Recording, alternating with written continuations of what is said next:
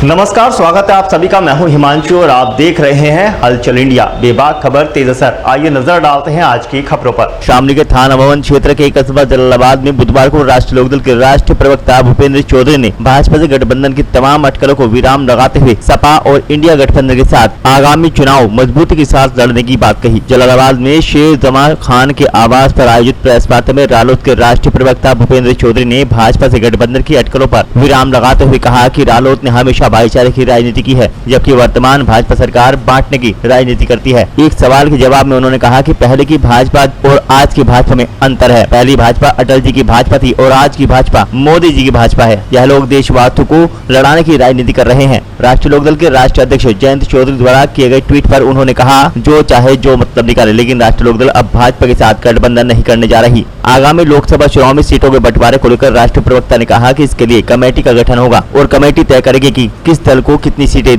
दी जाएंगी, किस पार्टी का नेता कहां से चुनाव लड़ेगा। और लाभ की राजनीति हम नहीं करते, और अगर लाभ की राजनीति कर रहे होते तो हम 2022 में अमित शाह जी ने बड़ा न्योता दिया था, चौधरी साहब चले गए होते। मुझे नहीं लगता चौधरी साहब लाभ की राजनीति कभी सोचेंगे भी, ना उन्होंने कभी की है।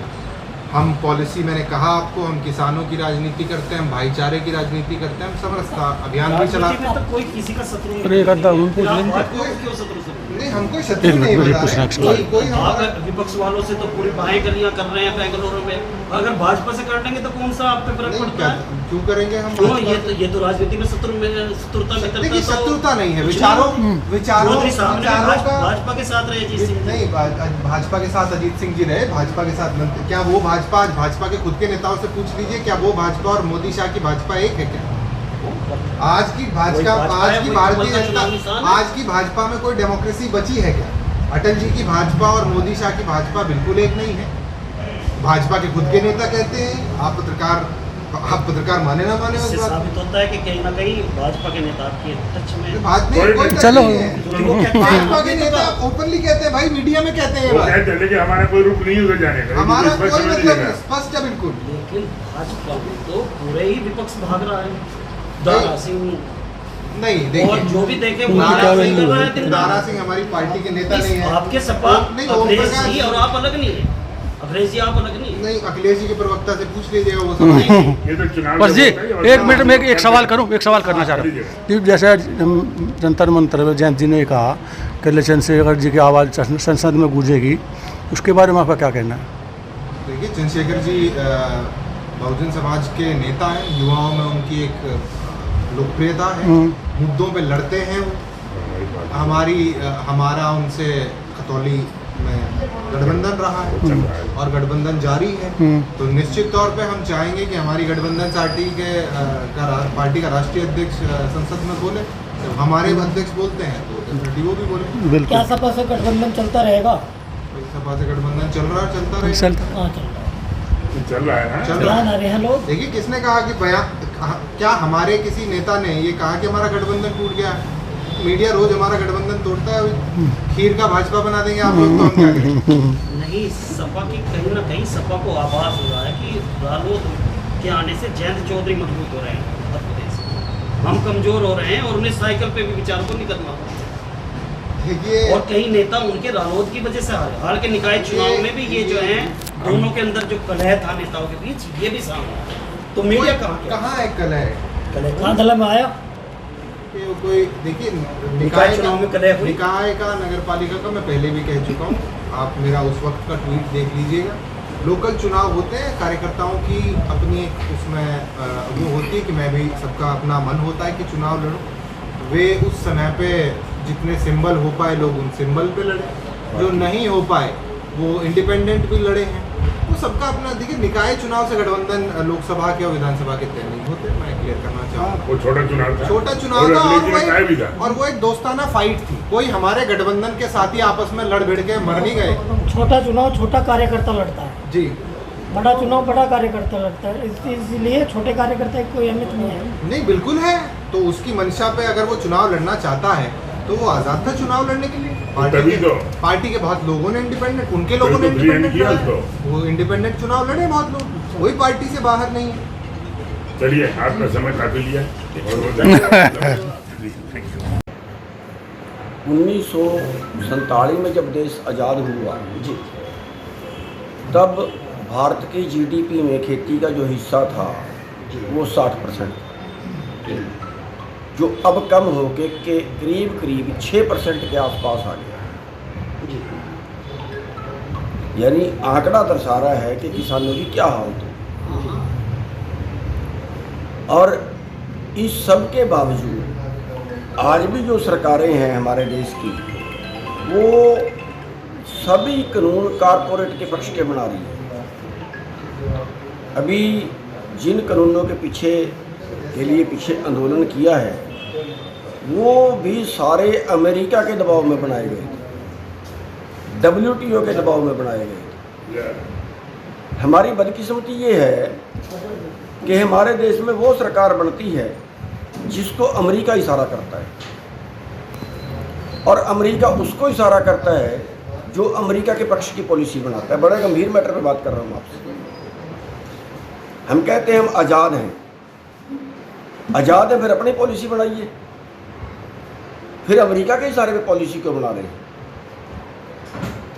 अमेरिका के अंदर ज़मीन ज़्यादा है, आबादी कम है, खाली खेत छोड़ने पड़ते हैं, खाली की सब्सिडी देनी पड़ती है। वहाँ का किसान खेती नहीं करना चाहता, 3% किसान है खेती में, वो भी खेती नहीं करना चाहता।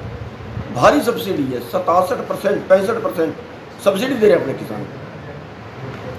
वो खाली ना उनको ज़मीन छोड़नी पड़े, या जितना वो खरीदते हैं वो उनको फेंकना ना पड़े, इसलिए उन्होंने WTO जैसी स्कीम निकाली कि सारी दुनिया का व्यापार इकट्ठा होना चाहिए। हमारे देश में 82% किसान 2.5 एकड़ से कम के हैं, और अमेरिका में छोटे से छोटा किसान 10 वर्ग किलोमीटर का है। अब एक 2.5 एकड़ का किसान 10 वर्ग किलोमीटर के किसान से मुकाबला करेगा तो कैसे? इसलिए वहाँ की पॉलिसी लागू करने में इन्होंने सबसे पहले जो है वो अटैक होगा MSP, क्योंकि WTO की शर्तों में एक बड़ी गंभीर शर्त ये है कि किसी भी देश की सरकार अपने देश के किसान को वर्ल्ड मार्केट से ज़्यादा भाव नहीं दे सकती।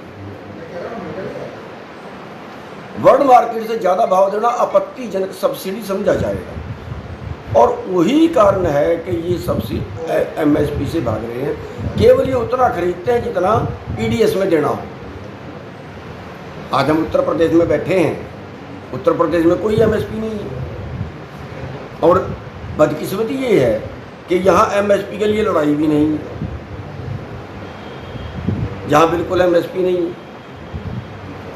तो आज जो गंभीर मैटर है वो ये है कि अब सरकार क्या कह रही है? अब सरकार ये कह रही है कि अगर हमें WTO से मुकाबला करना है तो फिर हमें भी सस्ती पैदा करनी पड़ेगी। ये क्या चाहता है? खेती कंपनियों को दे दो।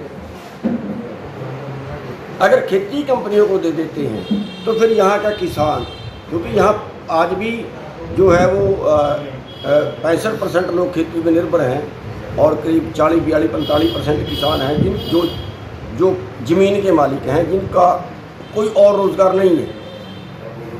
तो ये मानिए कि देश की बहुत बड़ी आबादी उससे बेरोज़गार होगी। और आज जो बेरोज़गारों का हाल है, आज 38 बेरोज़गार रोज़ाना भारत में आत्महत्या कर रहे हैं।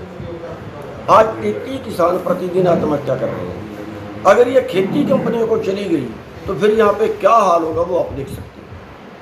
आज 29 करोड़ हमारे देश में 29 करोड़ आबादी 23 करोड़ आबादी ऐसी है जो 2 टाइम का खाना नहीं खा सकती। केवल इतना पैसा उनके पास नहीं है। तो अगर ये चीज़, अगर खेती व्यापार बन गई, अभी खेती व्यापार नहीं, अभी खेती एक जीविका है। अगर खेती व्यापार बन गई तो ये मानिए कि जो व्यापारी होते हैं, जो कंपनी होती है, वो निर्दयी होते हैं। वो कभी भलाई का, कभी वैसा उनका कोई मतलब नहीं है। तो सारी जनता ये मानिए कि भूखी मरेगी। दूसरा, जो खरीदने काबिल है उनका भी क्या होगा? आप देखिए 15-16 के अंदर या 14-15 साल के अंदर दाल का रेट जो है वो 200 रुपये किलो तक पहुंचा था। वो इसलिए पहुंचा था कि 7-8 कंपनियों ने पूरे देश की दाल स्टॉक कर ली, और सरकार ने, महाराष्ट्र की सरकार ने गुप्त चिट्ठी लिख के स्टॉक सीमा हटा दी। जो अभी कानून पीछे आया केवल दाल पे हटाई थी और आप दाल में देश का हाल दे दिया। तो इसलिए जो है देश को बचाने के लिए हमें दो रास्तों की ज़रूरत है। एक रास्ता आंदोलन वाला और दूसरा रास्ता कि जो अभी तक जो एग्रीकल्चर के विरुद्ध कानून बने, या दूसरे उसको ये मानिए कि जो